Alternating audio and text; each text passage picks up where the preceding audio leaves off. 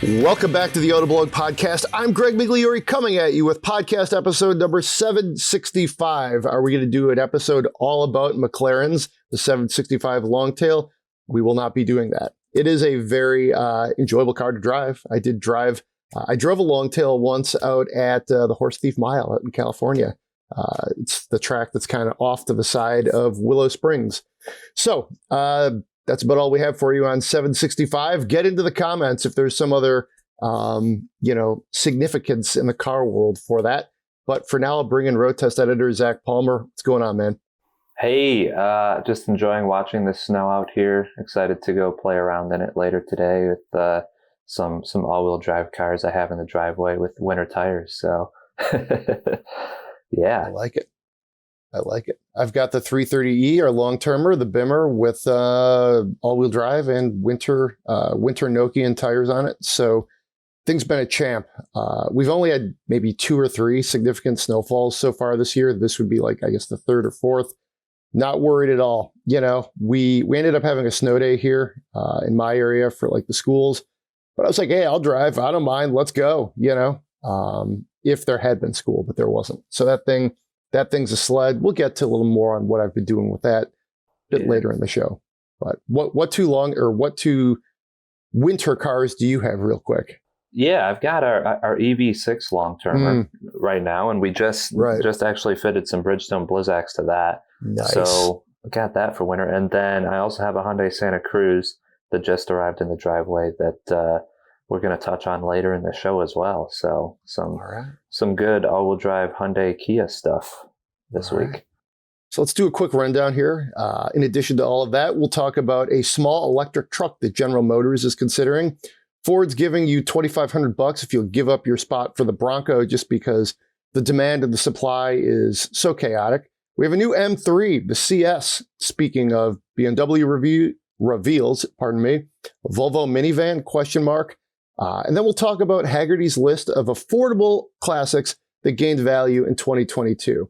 I always enjoy whenever they put out stuff in their magazine or their newsletter, which is how I get most of it. I always find their lists and data on the classic car marketplace to be very interesting. There's a couple cars on there that resonate with me, which is why we're talking about it. Zach, you probably know the ones. So that's most of it. We'll see what all we get to. In the reviews section, we've got the Mercedes-Benz EQS 580 SUV, the Hyundai Santa Cruz. I've driven that one. And then we'll close things out with the long-termer BMW. So let's get right into it. The small electric truck. This would actually be, as our subhead says, smaller than the Ford Maverick. We did this post earlier this week, end of last week, actually. And this would be very entry level. It would be sort of like even below the Santa Cruz that we just mentioned. I'll just jump in here real quick. My analysis, and I want to hear what you think, is I like this idea. I think it makes sense to use the truck footprint to reach a new segment of buyers. It doesn't have to be a true truck, if you will. Like the Maverick, I think is very capable, but it was essentially a replacement for the Ford Focus in the C segment. And you're going to bring in people who think, hey, the Maverick, that sounds cool. What's that? That truck looks cool. Let me get that. But it's much more diminutive. It offers more functionality than a Focus ever would. You're offering somewhat of a similar price range. So you're going to get customers who are like, well, hey, I have $20,000, $25,000, $30,000. Who knows where the market is going to go with inflation. And this will be my entry point. And I like that. It's almost like what the Ranger used to be, or the S10, back when these were really cheap trucks that people would buy perhaps before they had acquired the means to get other things. And you didn't have to buy, you could buy a Ranger and take it to college. You wouldn't buy necessarily an F-150, to go to college. The Ranger could be what you would drive from North Lot A to go back to the dorms. So I think, kind of a random example, but yeah, I think they should do it. What do you think? Yeah, I think that if the Maverick has taught us anything from Ford is that there is high desirability out there for a small, affordable pickup, whether it be a hybrid or the 2-liter turbo Maverick, which is a little more pricey. Whatever it might be, people are interested in buying these very small utility vehicles. making it electric and giving us a base price of around $30,000, as this report suggests, I think that is an instant winner. Just any sort of an EV, honestly, around the $30,000 price point automatically lights my eyes up these days because, well, there are not many things around there. I mean, you can probably get into a Nissan Leaf, like a Chevy Bolt. But, if there's a little Chevy pickup, that has a real bed, you can toss a few people in there, a few things, and go out and, I don't know, 240, 250 miles of range. I think that's a winner. If it follows some of the same trends that GM has been doing so far for its EVs, maybe the initial one is some first edition that costs $45,000, $50,000. But if they can hit that price point with a small truck, with all of the features that you need, have a nice screen, Apple CarPlay, Android Auto, air conditioning, all of just some basic necessities, I think that this thing is going to be really, really good. And it would be smart of GM to actually follow through on this. I know that the report itself is a little speculative as to whether they'll actually develop and build it. But I think that now that the idea is out there, I haven't heard a single person say anything negative about it. I feel like everybody's sort of for this amongst the industry and whatnot. So yeah, I give it 2 big thumbs up. Sounds good. Sounds good. This is one of the reasons I got into reading car stuff, whether it was Motor Trend or Automotive News, is I always like these like forward-looking future products that try to like tie together, hey, this might happen here. Here's a picture of like the Chevy Montana, how it could look. So I always like this kind of speculative stuff. I think it's really cool. Not speculative. This has been confirmed by Ford spokespeople that Ford will offer you, it looks like up to $2,500 if you will change your order from the Bronco to something else. This has been reported by us, the Free Press, Cars Direct. A number of sites have really picked up on this. I mean, I'm sure this has happened before. You're around long enough. There's really nothing that happens for the first time, but this is the first time I can remember it. To me, it's very significant, especially because, it's like you've been waiting for so long. And then this is sort of like, well, it's almost like just something to like satisfy people, which it is, hey, it's going to be a while. Here's $2,500. Do you want something else? So I don't know. I mean, would you take the deal? Honestly, it's kind of silly to me. If I have been in line for a Bronco for say like 2 years now, and somebody's like, yeah, I'll give you $2,500 if you don't buy this Bronco, I'm going to say absolutely not. Like, I don't know, like the replacements that, you could theoretically buy. Okay, so you could go buy a Bronco Sport, Edge, Escape, Expedition, Explorer, F-150, or Ranger, is what Ford says.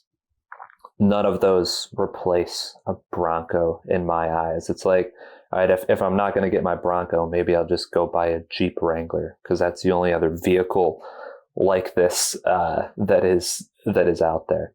Now, one thing that I will point out is that it's not just switching vehicles that you could theoretically get this $2,500. If you drop some of the options that are in high demand, Ford says that they'll also give you the $2,500, and you get to keep your Bronco allocation.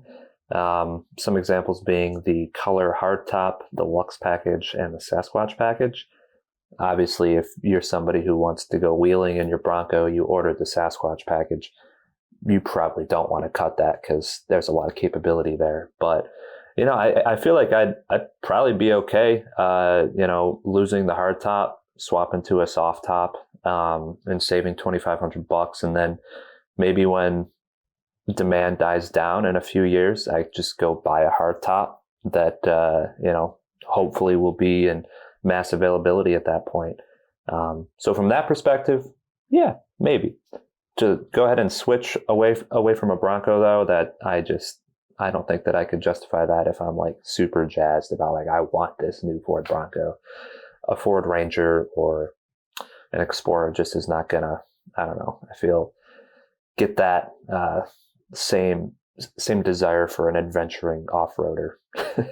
Yeah, same. I think, to me, the Bronco is one of those vehicles it is a halo vehicle. It's created a buzz. You want it because of how it looks and what you can do with it and how much fun you're going to have driving that. I mean, there's some pretty nice things on here that I like a lot, like if you were looking to get into I personally have always liked the Ranger, even though it's old as hell. But I mean, the F-150 is on there, the Explorer, the Expedition. Like if you were thinking, and this is where you'd have to really make a cold case, business decision. The family was thinking of getting into an Expedition. I could save $2,500. Maybe I go ahead and do that. That being said, on most of these vehicles, given the price, it's kind of a drop in the bucket. It's almost to me more of a symbolic move. So I would most likely not take the deal. I would just try to wait it out. Like you, I would also maybe, if I wasn't married to some of these options, I might be a little more flexible there, depending also on the climate too. Like the hardtop, I think it's the color molded hardtop is the option. If I really wanted that, oh no, that is kind of a deal breaker too, So, but I might be willing to negotiate there if they were like, hey, we've got this thing on the lot, and go there. The only people I think I could see really going for this might be, we've when the Lightning was announced, Teslas, some of the electric Cadillacs, we all know people that just throw their name on the online order form and they're not totally serious for some of these. Maybe if that's you and somehow you're still in the queue or a Tesla, sure. And you're like, well, actually, I need a car. I guess I'll take the deal. But I don't think most people would go for this, just given the passion that surrounds the Bronco. Yeah, I feel like if I'm out here ordering a new car, whether it be a Bronco, maybe I want a Civic Type R, or maybe I want a Super or something like that. I sort of want it the way I want it, and Indeed. I don't want a replacement. I don't want anything else. So I imagine that Ford will get a very small amount of pickup and people that actually take them up on it. It's interesting too, because on one hand, it's sort of a good PR move, but also it hey, we're doing this. You don't we get it. We can help you.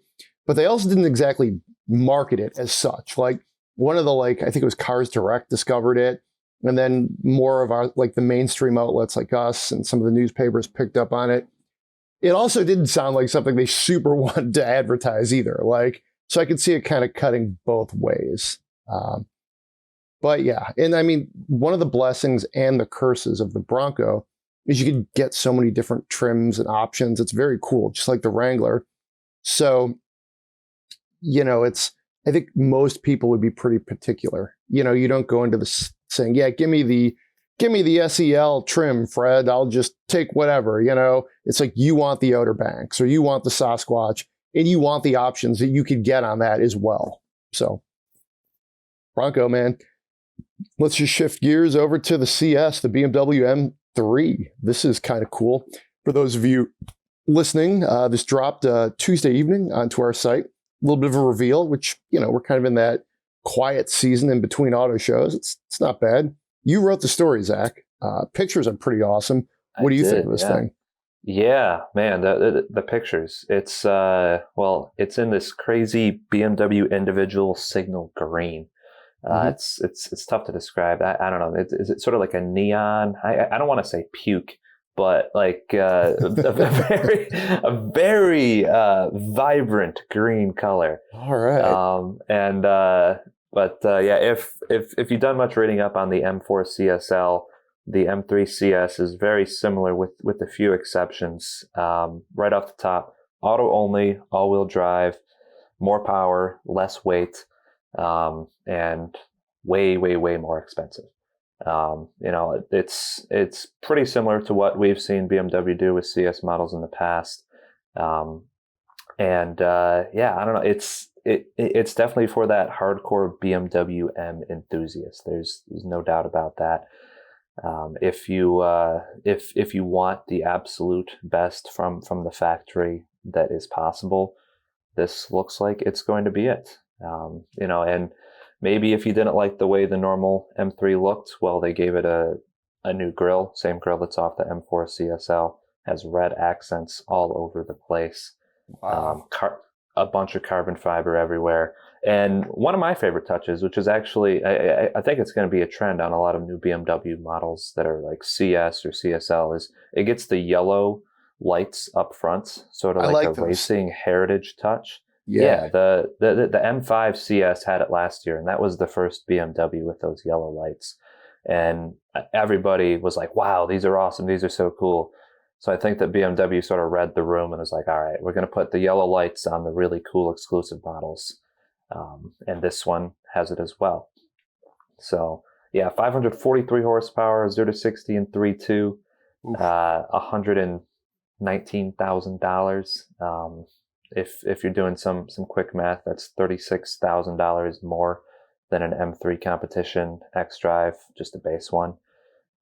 So I guess, like I said off the top, you really kind of want it to go spend the money on this. But it looks like a really cool package, especially if you're planning on tracking it. This is sort of ready for the racetrack as soon as it rolls off the factory floor. It even comes with Michelin Pilot Sport Cup 2 tires, so don't even have to buy tires for it. What do you think of this thing? I mean, I love it. I think it's, it's got all the basics offered as evidence, if you will. It's, everything you need. I think with the 8-speed and all-wheel drive, and then, of course, all the track goodies, it's just going to be like a demon on like, I'm picturing trying to lap like Monticello and, the Catskills, upstate New York. I think that would be like, that's the kind of track that I picture this thing really being at home at. I like the design, and you call it some of the like the lighting and accents, which I think just give you a little bit something extra, kind of like a surprise and delight for your money. It would not be perhaps what I would go with if I was just looking to get a fast like 3 Series or M3 even. I think I would, probably. I don't think I would go with this. I think I would probably stay with something, a little farther down the lineup, or, as we saw, I believe this was revealed last year, the M4 CSL. I mean, that if you really want to get severe and take it to a track, I mean, that thing's just like that's a riot. So I think if I were going to like really be a track rat, I might go with that one. Yeah. And I feel like, so just strolling through the comments here, most of the beef that I've seen from this car since it's been revealed has been the fact that it is all-wheel drive and auto only, which, all right, Halo BMW, I could see a lot of, purists, you want a rear-wheel drive, manual car. Having driven the all-wheel drive and automatic M3 and M4 on track, it's pretty impossible to deny that is the ideal setup for this car for track driving and to have the most fun on track. I've driven manual M3s and M4s, and the manual transmission is unfortunately not as fun as we wish it would be. It's just it's not a really great manual gearbox. So the fact that it is an automatic only doesn't really upset me that much.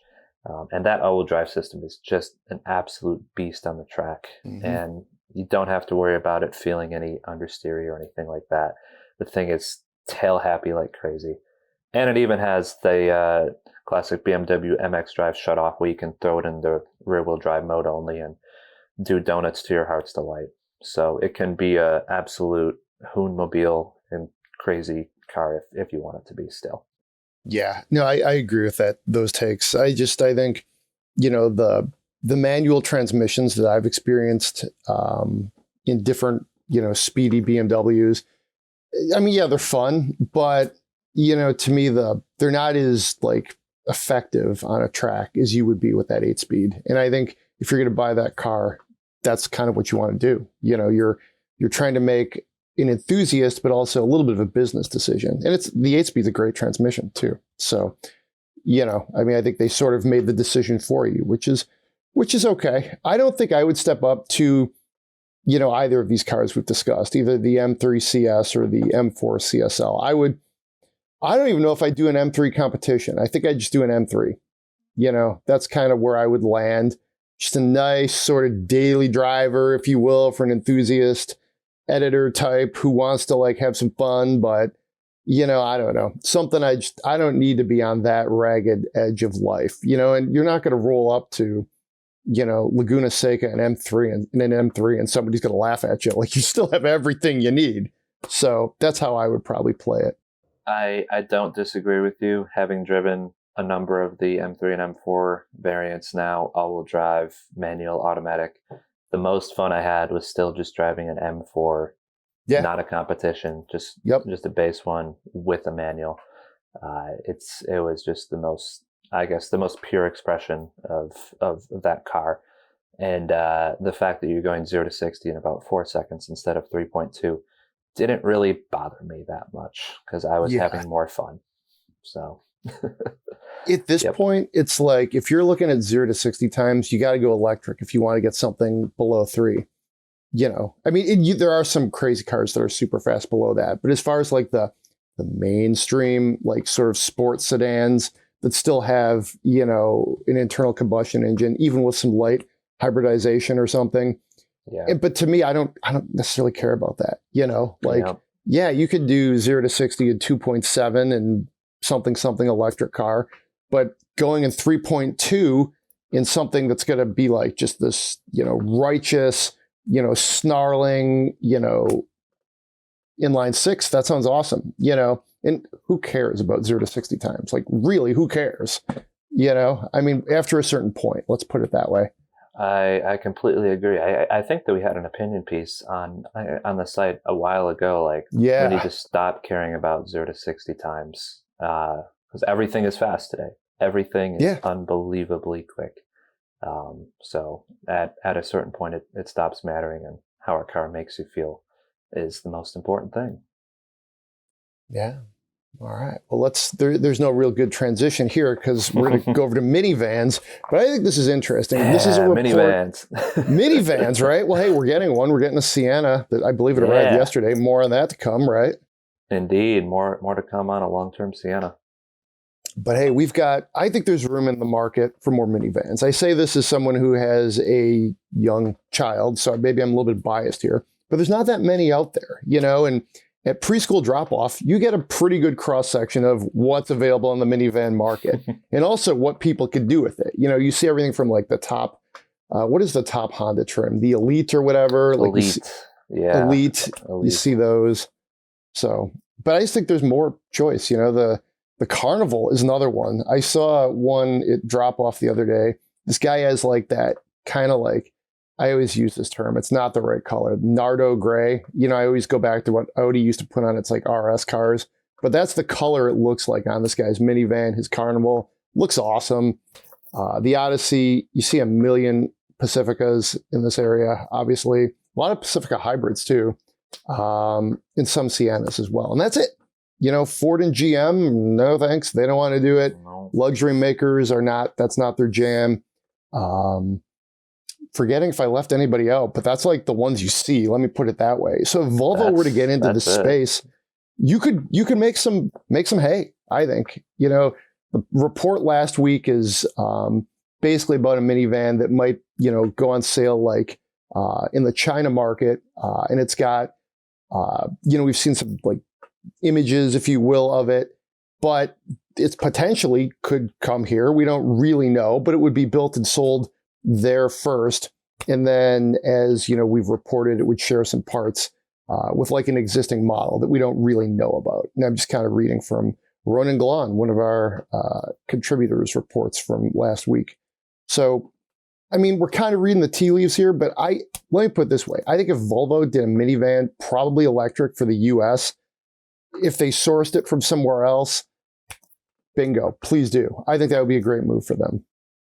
Yeah, man. Do I see it happening though? I feel like the chances are very low of us getting a Volvo branded minivan here.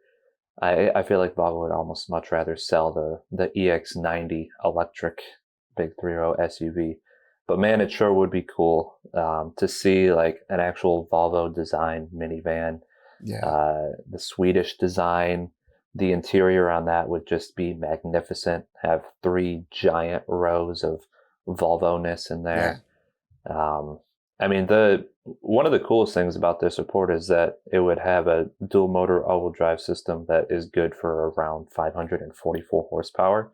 So for anybody who is kind of wanting that Pacifica Hellcat this is Yeah. kind of the closest idea to it. Your move, Ralph Gilles. Come on. Yeah, like when was the last time you heard of a minivan with over 500 horsepower? I don't think ever, Yeah. unless it was something from the aftermarket. So that's just something beautiful that electrification is bringing us. Just slap some big motors in there, and boom, your minivan is going 0 to 60 in maybe the low fours, which is just plain hilarious. Want to talk about getting kids to the preschool pickup line on time? Yeah. You'll have no trouble if Volvo releases a minivan with over 500 horsepower. Granted, that power and all that luxury will certainly come with a price. I would expect it to be like the most expensive minivan ever sold. If for whatever reason they decided to bless us with it. But we're heading deep into speculative territory, I feel. Indeed. Here. Yeah, I'm more on the hypothetical side of things, right? So I think they could do it. I think it could fit with them too, because Volvo is definitely a brand that, they play off safety. They have a bit of a premium halo as well. So it feels like that's something that parents of child age, of young children would steer into. So I love it. I mean that, and or Volvo, please give us a wagon with the rearward facing third row. I guess there's my other. That would be fun. That would be fun. A big electric wagon. Bring back the rearward facing third row, and I might be just as happy. So there we go. All right. Well, let's talk about some affordable classics. This comes to us from Hagerty. It landed in my inbox. I get their sort of Saturday newsletter where they recap just their different data from the last week or two and different reports. So I think it's always interesting. I don't get their magazine, but maybe I should. I don't know. Usually stuff is pretty interesting. I guess I don't have their insurance, nor do I need to at this moment. But more on that in a minute, maybe. So, yeah, I mean, these are just 5 affordable classics. And I find this interesting when you're kind of watching. I like to have the Mecum or Barrett-Jackson auctions just on whatever channel they're on. I don't even know what channel it is. Just in the background sometimes during the workday is almost white noise. And then you look up and you see a fun car. But I mean, to me, the collecting game it is changing. It's very fluid.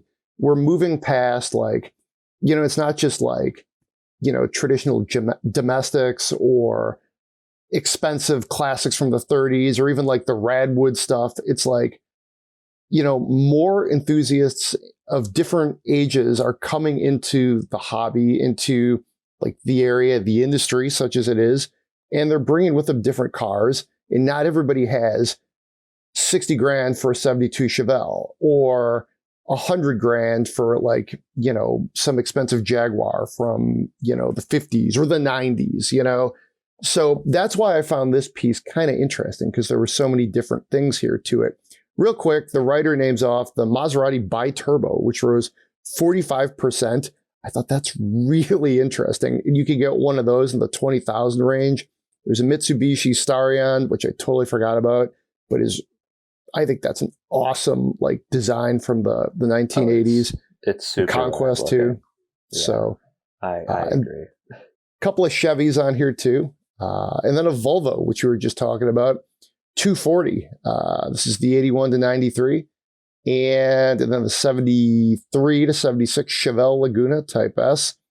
And the Caprice, which is the sister car of the Impala from the mid-90s. We saw a lot of values. They saw a lot of values increase for them, but they're still affordable. You don't have to have made it per se to get one of these cars. So that was my kind of takeaway from the list. And to me, it was interesting to see some of those sort of obscure designs like the Maserati and the Chrysler / Mitsubishi, from the not too distant past, start to really go up in value, but it's still in a range where it can be your third or fourth toy car. No, seeing that you could go pick up, I don't know, an early 90s Maserati for maybe around $20,000. Yeah. Okay, maybe it sounds like a terrible idea on paper, But when you say it out loud, it really does. Yeah. Maybe not as bad as picking up an early 80s Mitsubishi, but yeah, I don't know. And I honestly don't really know how these biturbos drive, but the idea of it sounds very interesting. Just the fact to have an old Maserati in the garage. It's kind of cool looking. It's kind of wedgy and fun. And it's cheap. I don't know. If I were to get any of these cars off this list, though, I feel like it would probably be the Starion. That's just, I feel like more my kind of vibe. It's a cool coupe. It's got like a neat big hatchback glass and flip up headlights, which God, I just love. And the interiors on these things are just like spaceships, like so cool inside. The fact that Hagerty's over here saying that they're in the $20,000 range is actually a little surprising to me, and that they're a little more expensive than I thought they were going to be. But I guess a lot of people are realizing that they're actually super cool cars. Pretty early turbocharged stuff, and yeah, it's neat. I'm going to go ahead and take a guess that you'd be really into the Caprice on this list, but I don't know if there's any others in particular that you'd want to put in the garage. Well, it's funny you should say that. I actually have the Chevelle on here in the garage. Yes, I remember you saying that a while ago. You had that old Chevelle. Yeah. So that honestly is what kind of piqued my interest just when I saw that, because it's not a car that even like people like us that read a lot about cars, that's just not one that comes up in like your feeds much. So that's slightly, I would say, like reinforcing, because my brother and I are putting some money into like our parents' old 73 Chevelle. It's a 350 Malibu. So it's somewhat solidifying that, hey, maybe it's not just a total money pit. I respect the iconic like 68 to 72 Chevelles that came before it. And those are the ones that easily go for 40, 50, 60 or more, on the, like at auction or for sale. But to me, this is more like the Malaise era muscle car. The Laguna Type S is, I think, one that was lost to history, even as like somebody who likes muscle cars and likes muscle cars from this era. I didn't know about it until recently. It's like sort of like a top of the line model that I think it debuted in 74, I want to say. And it was another high powered, relatively speaking, of the time. But all of those Chevelles, especially 73 to 76 specifically, are like attainable, because the ones that came before them are so desirable and so expensive. I like these, obviously, like I've said, but I think it's the other thing too is with the passage of time. Like 1973 was a really long time ago, 50 years ago. It's not as much like, like with sort of the Malaise era muscle. Growing up, whether it's like the 80s or even more like the 90s, like with you can still see a lot of cars from the 70s on the road. Like it was not that uncommon. Now it's 2023. You might as well be showing up with a Model T or a spaceship or something in between with one of these. It's not quite like there is like preserved as like, some of the 60s and 50s muscle cars. And then the Caprice, I guess you know me a little bit. It's like an affordable version of the Impala. Exactly. But, what I would say though, like we were talking about with the Bronco, I don't think I'd go cheap here. I think I'd go with the Impala. I would keep looking for one. It's outrageous the premium you have to pay for like an Impala SS versus a Caprice. But I mean, I don't know. I kind of bought into the hype. They are the same car basically, but I think I would probably still hold out if I were on the market looking for one. I would try to go with the Impala versus the Caprice. But you can always make your own Impala SS, if you will. Get one of these and, you could make one. So. No, I completely get that. You have a car that you want. The Caprice is not the Impala. And that's all that sort of needs to be said, honestly. Yeah, no, you're 100% right. Yeah. No, that's cool. I hope that the Chevelle continues to get more notoriety. Maybe maybe more people will know what it is when you drive by on Woodward and cruise around in yours. So we'll see. I believe it's either in pieces or it's about to be. A friend of my brother's is kind of like working on it. I had never even heard of the Type S until a couple summers ago. We had an opportunity to buy one. Is sort of like the parts car, which, sort of you could get the car, maybe it doesn't even have tags or whatever, and then take all the pieces. And it's cheaper than trying to buy all the other pieces. But it didn't go through. It was a little more than we wanted to pay for a parts car, if you will. Yeah. Like it was definitely getting into like, I don't know if you want to do it this way. But a Type S is definitely sort of a value play too, because they are pretty rare. So we do have another parts car that we got at a very cheap rate. And it's got like this random like 68 Chevelle engine in it. Like the base V8 for back then, I can't remember what it is. Did not come with the car, obviously, originally. It was essentially a good way to get all the body panels at once. So, donor cars, man, I don't know. We'll see. Indeed, indeed. All right, so real quick, the Cadillac Blackwing badges will be available.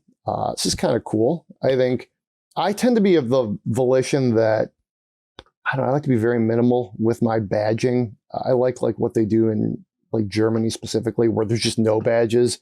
And then you're like, oh yeah, that guy's got something. So I tend to think I might do that, but these look pretty good. And they're pretty subtle too. The font is pretty small. The type is pretty small. I guess I should ask Byron Hurd, our associate editor, who is a Blackwing owner. But I mean, would you go for the badges? I don't know. What do you think? Yeah. So I was actually talking about this with him earlier this week. He's not I don't know, he didn't really express that he likes the new Blackwing badge all that much. Okay. I sort of tend to agree with him in that, like, I wish I got a little more creative with it. Almost gave it, like, I don't know, made the whole badge black or maybe gave it like some black wings, really sort of go into that name itself, just because I feel like it lends itself to a little bit of extra flair and design. But like you said, if you want something that is subtle, this is rather subtle. It just sort of sits underneath the V badge.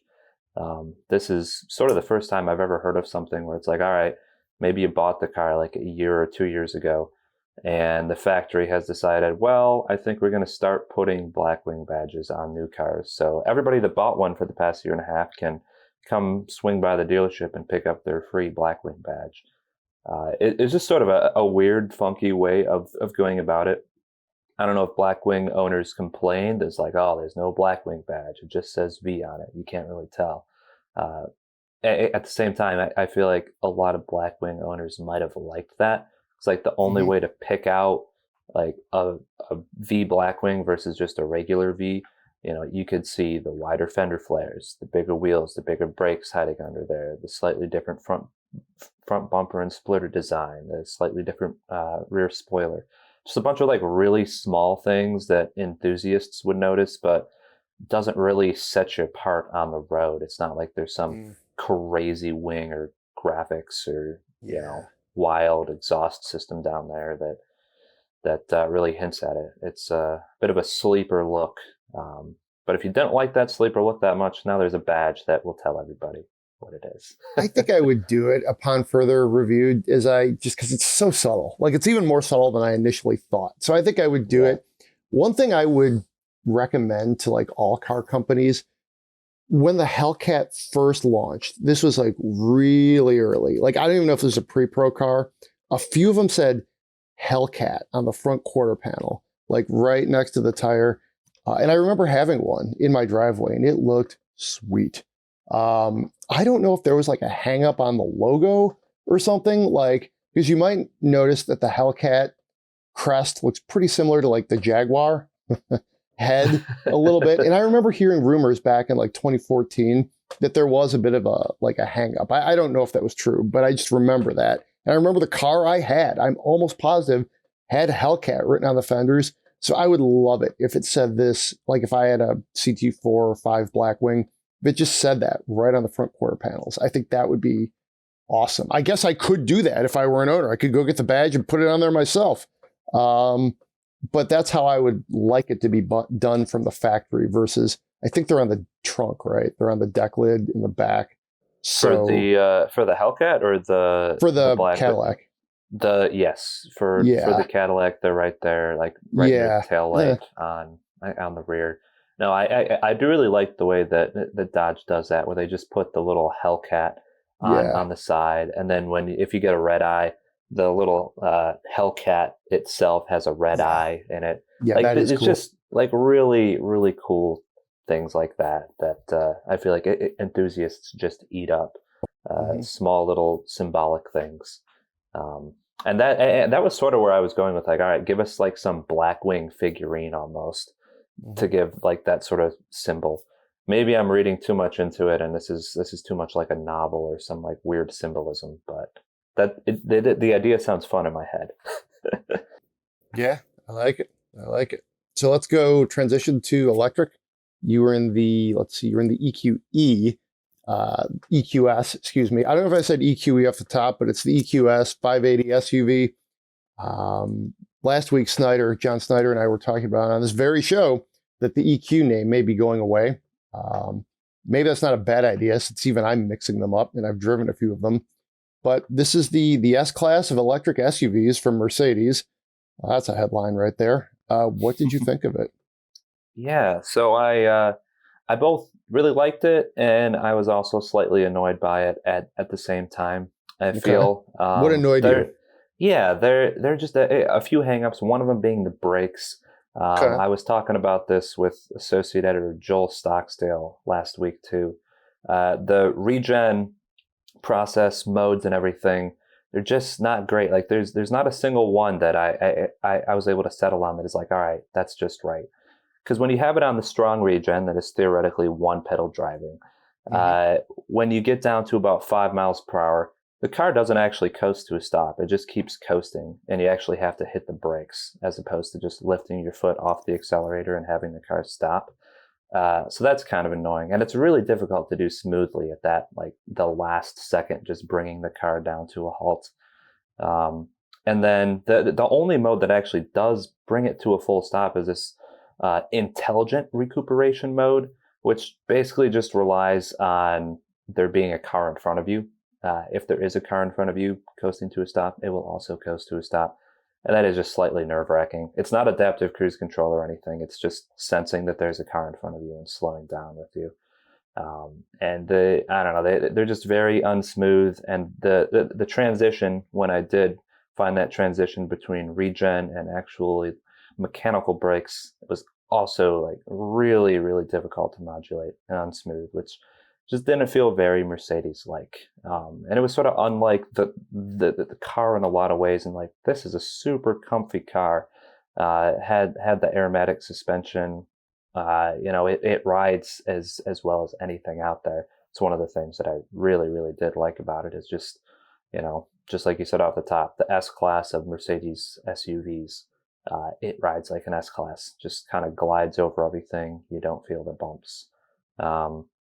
Another thing that, going back to the parts that annoyed me, was just the design in general. I don't like the way this thing looks. I didn't really like the way the EQS sedan looked either.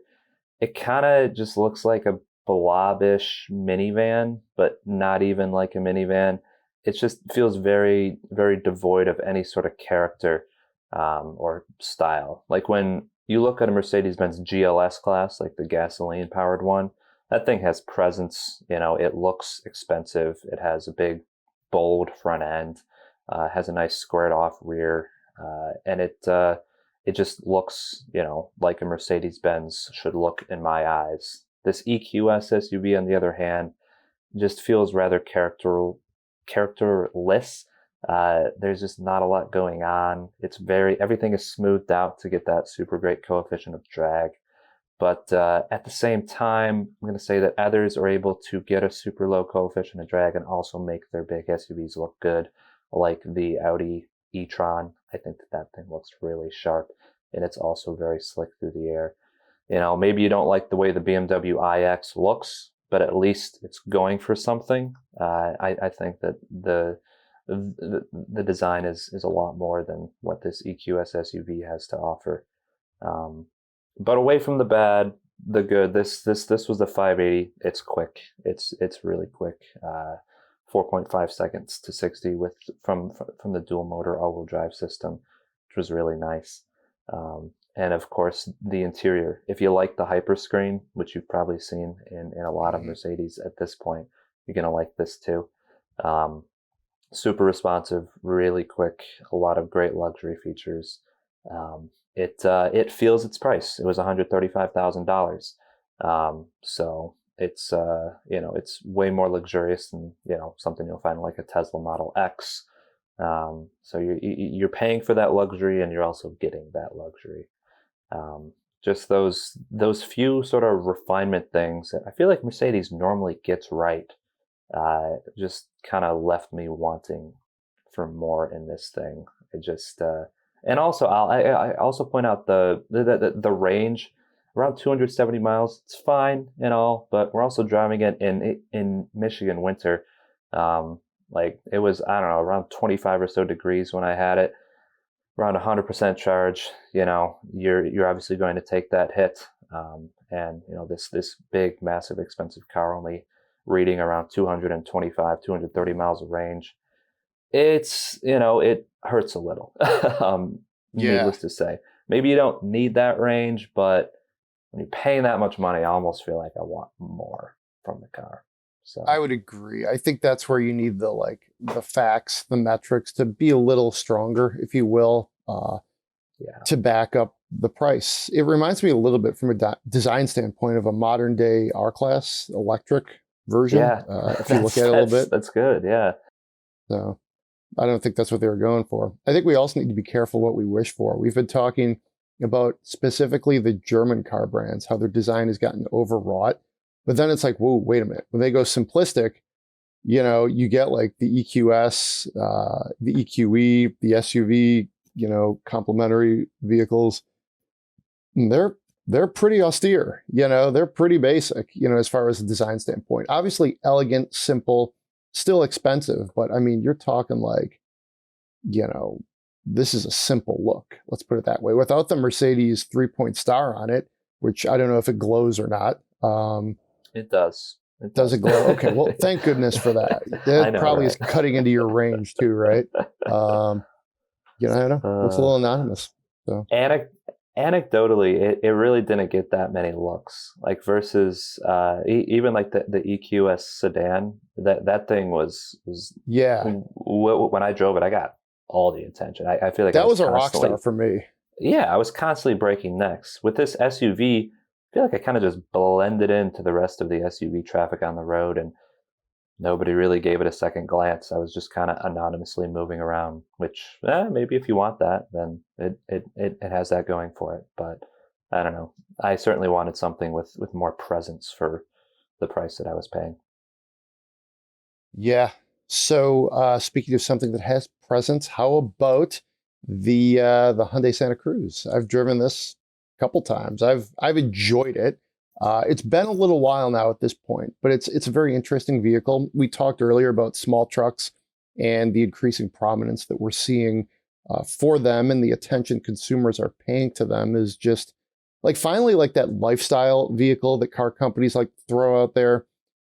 I think you're starting to see it gain a little bit of traction where like maybe you just want like something that looks like this and has a bed, even if you don't totally need it or you think you need it, but you don't.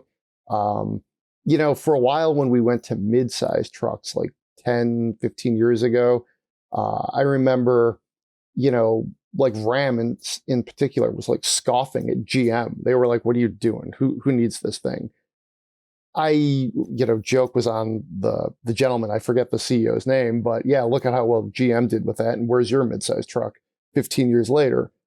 Point being is like, maybe those mid-sized trucks weren't the daily driver utility lifestyle vehicle. They were basically trucks, drive around a GMC Canyon or a Ranger, and that's still a lot of truck. But you get into the Maverick, the Santa Cruz, who knows, maybe a GM electric small type thing. And that's something anybody might want to drive for any reason. So all that is to preface, what did you do with the Santa Cruz? Yeah. So I'll sort of start this off with my initial opinion of the Ford Maverick. Okay. Weird way to start, maybe, but no. When I initially drove that, I drove it in its 2-liter turbocharged form, and I thought, "Wow, this is a really fun truck. This thing is quick. It handles well. It has a lot going for it."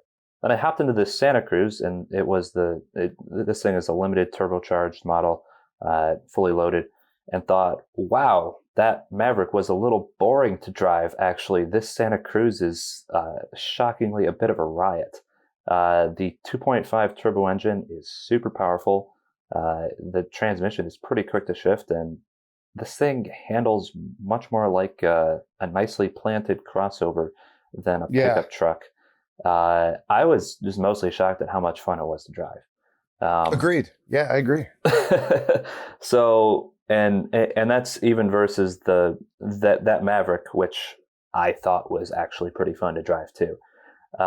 So if you like driving, this thing is not a penalty box. This thing is not like a pickup truck, like a F-150.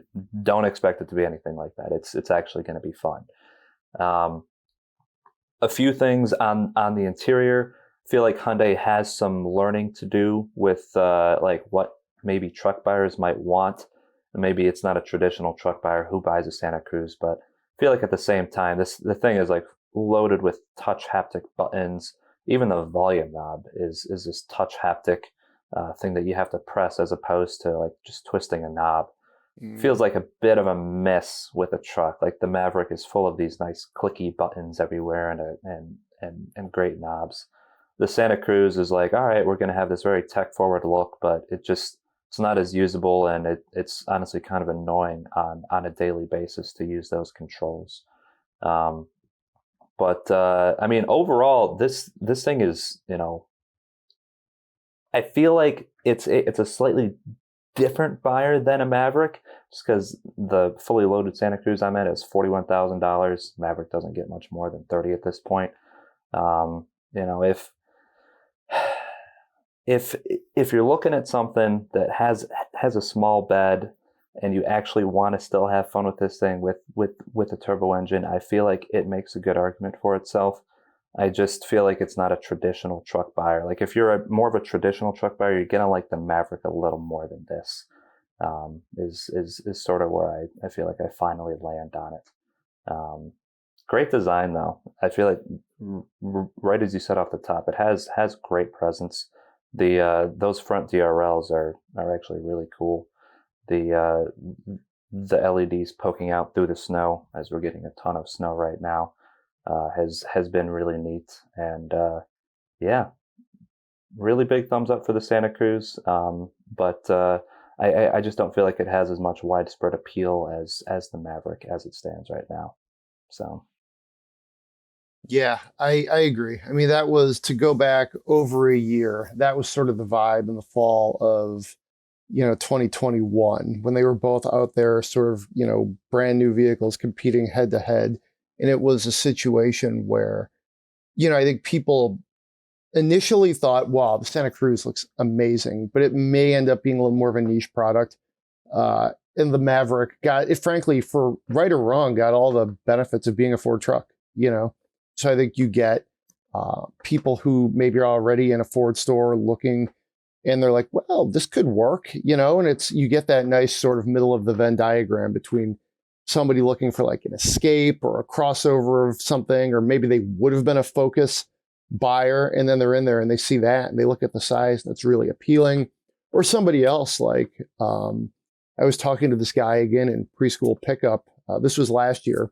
And he had, I forget what he had. He had some sort of truck, and he just wanted the Maverick. He was like, this looks cooler. That Ranger looks like a truck from 1990 or something. And I was like, yeah, I don't disagree with you, man. Like, so, and again, you start to really think, well, it's got a bed. It can do certain things that you need it to do on the weekends. It's enough of a truck-like vehicle for most people, again. So I really think there's a place for the Maverick on that sense. But the Maverick you could drive at any point. And then the Santa Cruz is just, the powertrains are really interesting, I think. I found it very fun to drive. Blasting around. Hyundai did a local drive at like this state park, I want to say. and just kind of blasting around through those rural roads when it seemed like everybody was on vacation. This was last August, 2 Augusts ago. Geez. So I agree with you. I mean, at the end of the day, I don't think the sales numbers, like, this is a good example of where products don't necessarily have to beat each other. They can just serve their own needs for the company. Like, it doesn't really matter to Hyundai if they outsell the Maverick, which they probably won't. Just, you've got a product that wins with a certain customer base, and it's always been well received. I haven't heard anybody give it a truly negative review. So I would like to drive it again pretty soon. I imagine you're gonna have a lot of fun in the snow later. Yeah, the one that I am really curious to drive now that I've driven the turbocharged one is the naturally aspirated one. Yeah. That, I mean, from everything that I've heard, it could be, well, not anywhere near as good as the turbo, just because those that have driven the new Tucson and Sportage with its naturally aspirated 2.5 liter have not really liked that engine. And Hyundai has yet to put one in the press fleet with that naturally aspirated engine. Everyone's been the turbo. But maybe one of these times when we're going to do a Santa Cruz, we'll actually get to drive that base engine, because that's a cheap one. And honestly, I bet that's the one that most people will be buying that go out and buy Santa Cruzes. So, good point. Yeah.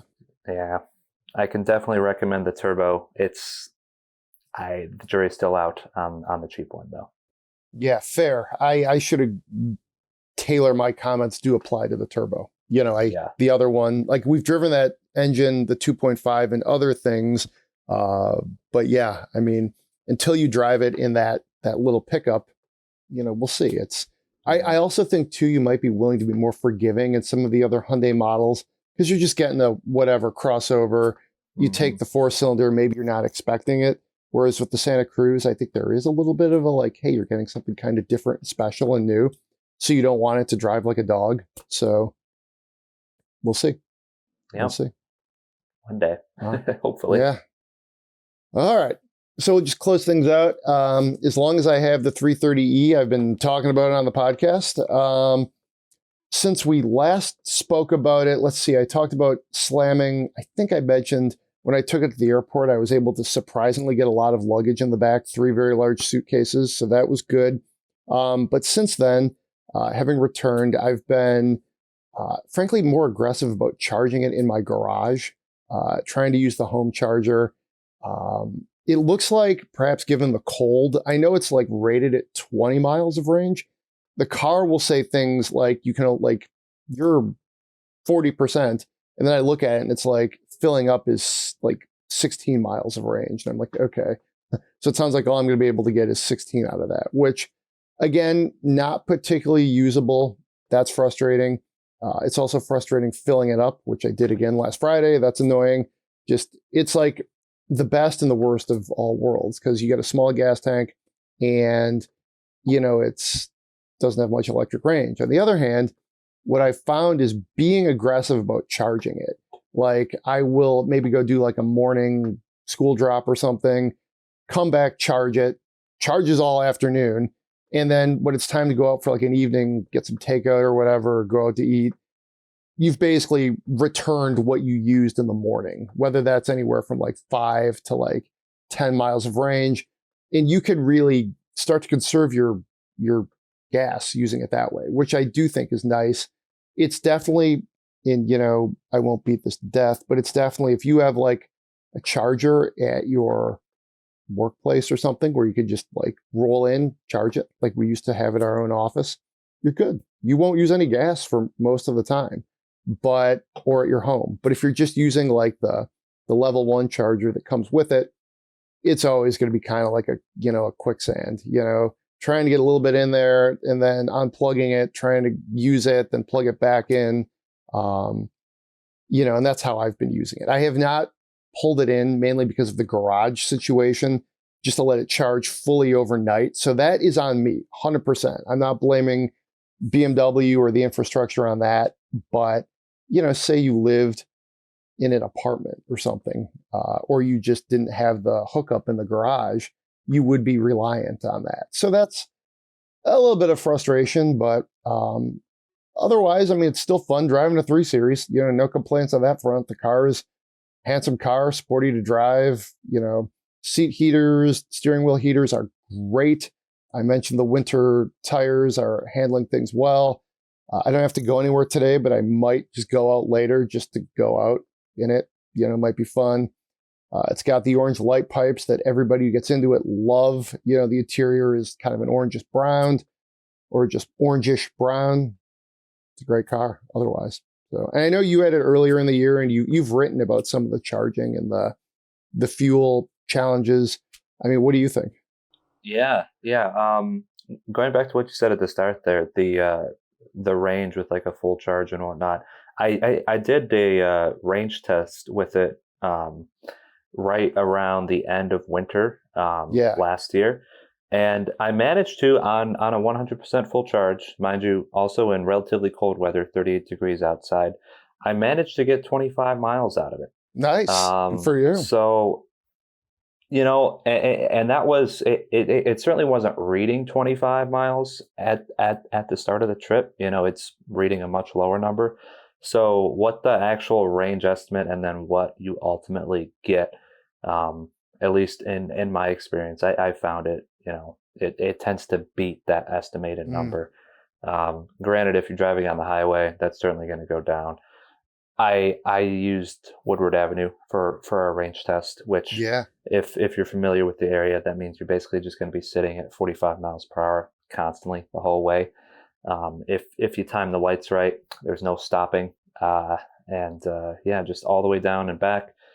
25 miles. I was pretty impressed with that, especially with the relatively low EPA rating. I'm